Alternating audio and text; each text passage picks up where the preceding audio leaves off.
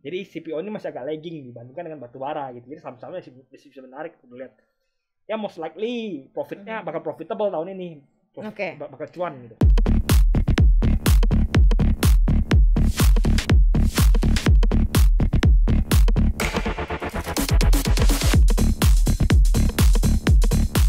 Selamat datang di makin paham makin cuan. Wih, apa kabar Bro Putra?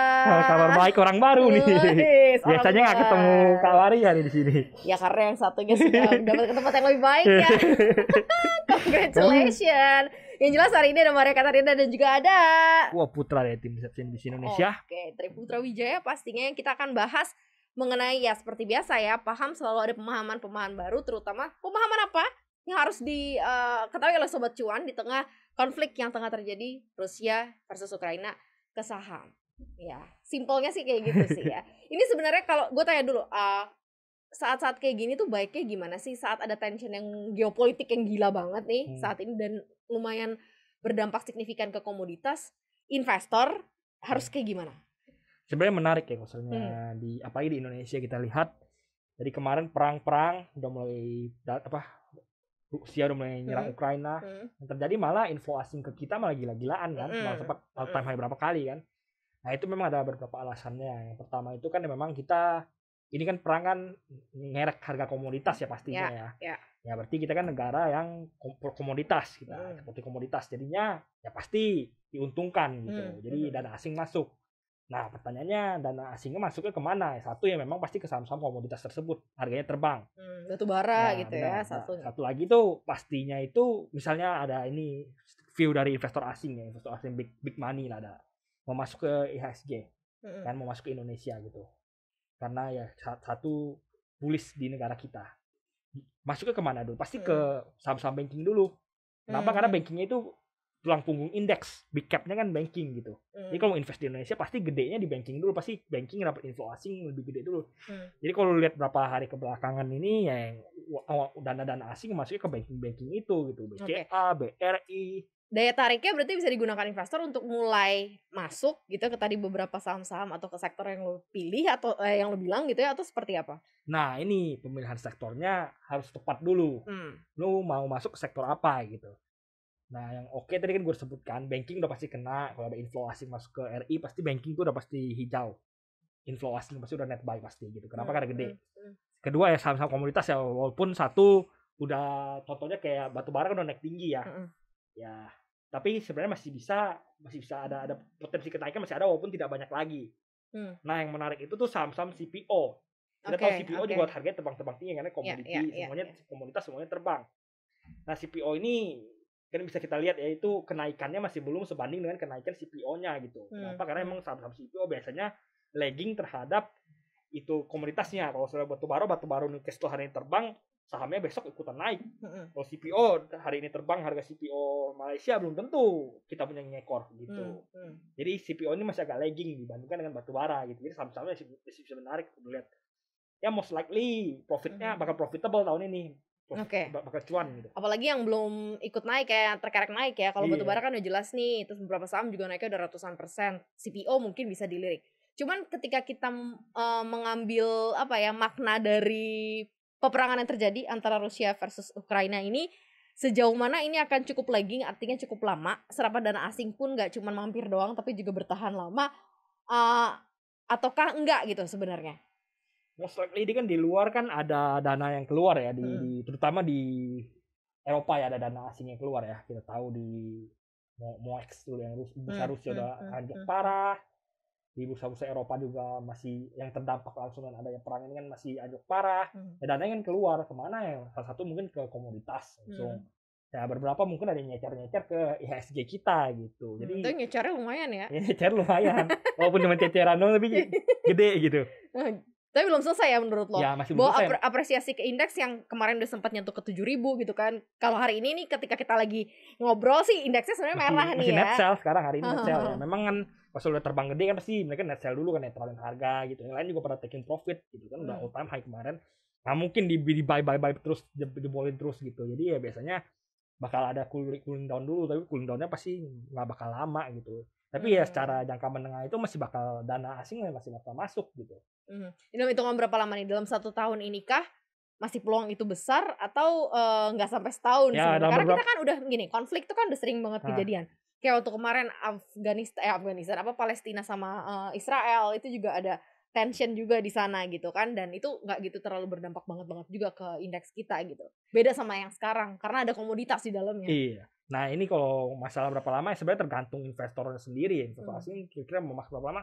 Tapi paling tidak dalam 1 sampai 3 bulan ke depan tuh belum akan keluar gitu ya. Makanya perlu diperhatiin lagi dalam jangka waktu ke depan ini ada net sale gila-gilaan nggak dari asing gitu. Tapi sampai detik ini tuh masih belum terlihat bakal ada aksi jual secara masif. Oke, kita name it deh ya. Tadi dibilang katanya palm oil nih, CPO. Banyak kan pemain kita. Nah, ini yang harus mulai diperhatikan oleh Sobat Cuan. If you name it, artinya adalah harus sebutlah ini yang mana sahamnya gitu kan. Dan yang capsnya besar kayak AALI atau London Sumatra atau SMSS atau Sawit Sumber Mas atau apa, yang mana nih yang kira-kira? Ya kalau misalnya Sobat Cuan memang carinya yang sampai ke tujuan, selamat sampai tujuan ya pasti yang capnya paling gede AALI kan. Ya kalau mau cari yang emang gerakannya apa kayak oplet yang hajar kanan hajar kiri, ya cari aja yang GZKO kan kemarin kan lagi sempat naik turun. Saham-sahamnya tanda kutip small capnya CPO ya itu kan banyak banget yang bisa yang emang geraknya agak naik turun kencang gitu. Itu soalnya memang pengen ngikutin aman ya ke AALI aja gitu. Karakternya akan seperti apa sih? Artinya ketika lo akan mulai ngebit saham-saham yang partnya misalnya palm oil, ini akan lo tunggu sampai nanti peak gitu, artinya udah naik sekian persen lo lepas, artinya mainnya singkat aja deh, jangan disimpan buat jangka lama, atau justru disimpan buat jangka lama? Ya ini kan kenaikan harga komoditasnya kan nggak bakal bulan depan nggak bakal turun, tahun depan juga belum tentu turun. Kenapa? Karena 1, perang, 2, masih ada komoditas super cycle juga dari COVID ini kan masih belum usai juga ya. Artinya saham-saham CPO ini harga CPO-nya sendiri ini bakal bertahan tinggi dalam waktu yang lama. Nah, kuncinya itu masih bakal tinggi terus gitu, nggak bakal tahun depan bulan depan nggak bakal total longsor harga situ, nggak mungkin gitu karena masih panjang ceritanya ini. Jadi kalau misalnya Sobat Cuan pengen simpan dalam jangka waktu panjang ya masih aman gitu, masih oke. Jangka panjang tuh bisa 2 sampai 5 tahun gitu 1 tahun, 1,5 tahun, 2 tahun oke. 1,5 tahun, 2 tahun gitu ya untuk sampai 5 tahun mungkin udah usai kali ya. Kalau 1 tahun ke depan, 2 tahun ke depan masih akan tinggi harga CPO. Itu karena memang sahamnya belum terapresiasi dari komoditasnya, harga komoditasnya ya, palm oil ya. Yang saya ngomong ini komoditasnya dalam 1 sampai 1 tahun ke depan masih akan tinggi harga CPO. Begitu juga dengan batu bara yang udah sampai 400 USD. Begitu juga dengan batu bara. 400 US ini kan harga super tinggi ya. Kalau lu ngomong batu bara itu 70 aja tuh udah cuan. Benar, karena kan biayanya 30 katanya. Iya, 70 tuh aja udah cuan, apalagi lu jual 400. 100 aja udah cuan, 200 apalagi udah lu lihat ini udah peak belum? Udah peak belum? Kalau ngomong peak itu waktu itu gue ngobrol sama ketua APBI dan dia mengatakan mungkin bisa 300, tapi 300-nya udah tembus ya. Nah, makanya ini ngomong seminggu yang lalu. Makanya ini agak yang dilihat ini kondisi sekarang kan abnormal namanya ya. Misalnya besok amit-amit perangnya pecah kemana-mana, nggak cuma di Rusia Ukraina, bisa pecah ke satu Eropa, lalu pecah lagi ke perang dunia kan pasti makin gila-gilaan gitu. Jadi harus ngomong peak nggak peak ya harus memantau terus kondisi ini tuh gimana gitu, masalah geopolitik ini gimana kondisinya saat ini di sekarang di sana gitu. Berarti dari 400 ini pun juga belum tentu itu akan selesai begitu ya, harga komoditasnya mungkin aja lebih tinggi dari itu ya Putih? Iya, bisa kembali naik kalau misalnya perangnya menyebar meluas gitu. Tapi ya kita tentunya kan pengennya yang baik-baik aja ya gitu, nggak bakal aman-aman aja lah, semoga ya damai-damai aja gitu. Berarti lo ngelihat bahwa sebenarnya dampak perang ini justru malah memberikan banyak kesempatan cuan yang cukup gede dong ya di beberapa saham ya? Iya, di beberapa sektor. Atau bahkan justru mayoritas akan terjadi cuan di tahun ini? Enggak, di tahun ini ada beberapa sektor-sektor yang bakal dirugikan ya dengan perang ini ya. Apa tuh misalnya? Contohnya salah satunya misalnya kan lu kan ngomong perang, harga komoditas naik. Komoditas naik berarti barang-barang lain juga ikut naik kan? Artinya apa? Inflasi. Misalnya inflasi tinggi, misalnya di US inflasinya tinggi nih. Ya the Fed terpaksa naikin suku bunga. Kemarin katanya di Maret kata Bang J Powell itu Maret mau naik 0,25 gitu kan. Ya April mau naik 0,25 atau gitu. Ya ini udah kasih sinyal-sinyal ke pasar ya, bentar lagi gue naikin ya, jadi bisa jadi bisa naik dalam waktu lebih cepat dan lebih banyak gitu. Nah biasanya misalnya suku bunga dinaikin, saham-saham yang terefek rugi itu kan saham-saham teknologi gitu, jadi ya tidak menarik lagi. Kenapa? Karena biasanya saham-saham teknologi masih rugi. Jadi orang-orang tuh valuasinya cuannya ke depan gimana gitu. Cuan ke depan gimana kan sangat erat dengan suku bunga ya. Nah udah kalau suku bunganya naikin terus ya saham-saham teknologi jadi nggak kurang menarik gitu. Jadi tinggalkan saham teknologi dong sekarang. Ya untuk sementara uangnya emang udah beralih. Karena saham teknologi yang kemarin turun aja belum balik naik lagi. Ya karena diterjang ini lagi ya. Ya uangnya pindah ke komoditas. Putaran uangnya cepet banget ya, dari sini pindah ke sini. Nah, kalau nggak menarik tinggalin, pindah baru. Yang menarik apa? Yang menarik ini beli itu. Banking juga berarti banking yang ada teknologinya digital sih enggak? Banking digital yang masih merugi. Kalau banking udah untung kayak BCA, BRI gitu udah cuan banyak ya kan, udah ngomongin suku bunga lagi gitu, udah ngomongin valuasinya langsung cuan berapa sekarang, valuasi ini, valuasi itu gitu, bukan ngomongin saya masih rugi nanti untung ke depan gimana. Itu yang harus sangat tekat kali elatannya dengan suku bunga gitu. Nah, sekarang kalau kita lihat secara keseluruhan di performa indeks harga saham gabungan ya kan 7.000 tuh bahkan level yang dipercaya akan disentuh oleh indeks tuh tahun lalu bahkan ya, tapi ternyata nggak sampai di tahun lalu di 7.000. Tahun ini kemarin kalau nggak salah sempat nyenggol dikit nggak sih 7.000? Nggak sempat ya, 69 something ya. Nah, sekarang yang lo lihat nih nanti akan seperti apa dampaknya ke performa indeks atau ke aset-aset portofolio kita di 7.000 itu Kak, nggak ada perang aja dari analis sudah predik 7.000. Kayak dari kita CNBC juga predik 7.000 buat tahun ini gitu. Jadi apalagi ada perang yang nguntungin kita yang emang komoditas gitu. Akan lebih tinggi dari itu nggak? Akan di adjust lebih tinggi lagi nggak? Biasanya mau nunggu sampai H1 selesai biasanya. H1 selesai kita bisa adjust lagi. Tapi most likely 7.000 itu dalam waktu semester pertama ini bisa kena. Oke. Semester pertama ini bisa kena ke 7.000, jadi nggak usah nunggu sampai akhir tahun ya? Iya, bisa noel lah 7.000. Soalnya karena gue ngerasa banget nih, gue off sebentar begitu ya di tahun lalu, tahu-tahu indeksnya udah 67, 68 gitu. Kayak lupa aja gitu ya bahwa ada pergerakan indeks harga saham gabungan. Ternyata juga karena Rusia sendiri juga sekarang lebih menguntungkan lagi nih untuk pergerakan indeks harga saham gabungan. Well, kita ke saham-saham atau emiten-emiten yang akan cukup diuntungkan nih nanti. Lo punya nggak stok yang kira-kira lo bisa share ke Sobat Cuan? Komoditas. Satu komoditas. Ya kan nggak bisa lo sebut komoditas randomly. Semua komoditas juga akan saya. Nanti gue dikira pom-pomin saham gitu. Emang. Enggak, kan lo bisa ngomong basicnya lah. Misalnya karena dominasi ekspornya tinggi, misalnya. Kalau satu tadi gue udah sebut ya, itu big cap-nya komoditas, big cap-nya CPO, Ali. Kalau mau yang agak loncat-loncat dikit ya GZKO. Tapi ya ini semuanya harus dipantau lebih lanjut ya gitu, nggak bisa langsung lihat langsung buy langsung HK gitu ya. Iya, makanya tadi ketika lo bilang komoditas namanya. Kan nggak mungkin semua.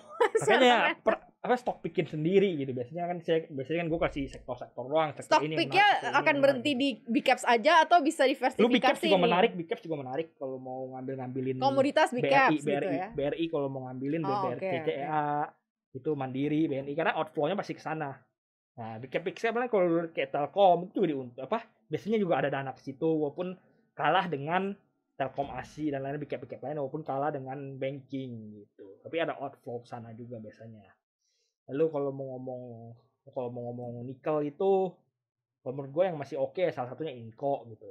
Oke. Kalau lo ngomong Antam sama itu tuh lebih menarik Inco gitu.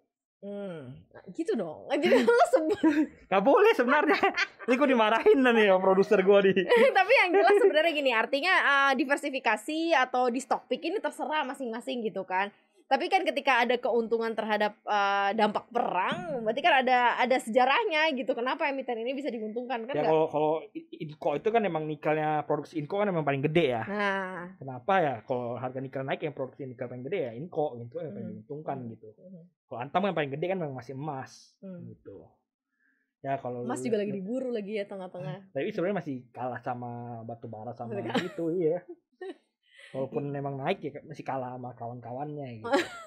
Tapi emang gila sih ya, kalau mungkin Sobat Cuan juga memperhatikan bagaimana pergerakan dari harga-harga komoditas ini memang super gila gitu ya. Ada komoditas super cycle, ada konflik ya tambah lagi membooming gitu ya. Iya, kan emang sebenarnya aja tuh prediksinya tuh udah bakal tinggi terus gitu. Apalagi gara-gara ada perang gitu ya, makin tinggi gitu. Ya sebenarnya kalau yang menarik dilihat kan itu tadi kan. Sebenarnya yang dihindari itu ya memang salah satunya masih teknologi. Lalu biasanya akan berdampak ke saham-saham konsumer gitu juga. Biasanya saham konsumer biasanya memang dari dulu ke dulu tuh emang gitu-gitu aja gitu. Jadi nggak ada kabar sih kalau consumer gitu. Iya. menarik. Apalagi di tengah-tengah kondisi kayak gini sebenarnya lu hold saham konsumer opportunity loss. Oke. Ini emang ya sebagai pengingat juga ya untuk para sobat cuan di kondisi dan di tengah kondisi seperti ini cukup lumayan bisa lah diatur lagi, mungkin rebalancing portofolio, dipilih lagi mungkin mana yang bisa menghasilkan cuan ya. Yang jelas ya cukup kita ngobrolin soal masalah dampak side effect perang, tapi pastinya nanti akan kita review lagi hal-hal yang lebih menarik lagi ya buat ya tentunya ya. Thank you banget sobat cuan udah dengerin cuap-cuap cuan hari ini di Paham makin cuan. Jangan lupa untuk dengerin kita terus di Spotify, Apple Podcast, Google Podcast dan juga Anchor. Follow akun Instagram kita di @cuap_cuan dan juga subscribe YouTube channel kita di cuap-cuap cuan pastinya. Thank you banget udah dengerin Paham. Maria Katarina pamit dan juga bye bye, gue Tri Putra pamit undur diri. Kenapa bye bye duluan? Bye. Bye.